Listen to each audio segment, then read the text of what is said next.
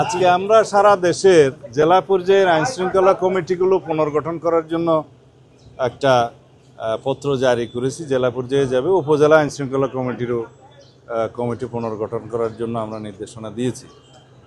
আর স্বরাষ্ট্র মন্ত্রণালয়ের কিছু গুরুত্বপূর্ণ সিদ্ধান্তের মধ্যে আজকে 180 জন পুলিশ সার্জন নিয়োগের জন্য আমরা নির্দেশ দিয়েছি। সেগুলো আগের শূন্য পদ, সেটা খুব শিগগিরই নিয়োগ করা হবে যথাযথ পরীক্ষার মধ্য দিয়ে। এর বাইরে আরও আমরা জনবল বৃদ্ধির জন্য চেষ্টা করছি, যেগুলো আমরা অর্থ মন্ত্রণালয়ের ক্লিয়ারেন্স পেলে খুব শিগগিরই আমরা প্ল্যান করতেছি আরও 10,000 নতুন কনস্টেবল নিয়োগ করা হবে দ্রুততার সাথে। এর বাইরে সাব ইন্সপেক্টর এবং পাবলিক সার্ভিস কমিশনের মাধ্যমে এএসপি নিয়োগের আমরা উদ্যোগ নেব, সেটা পরে যথাসময়ে জানাবো ইনশাআল্লাহ।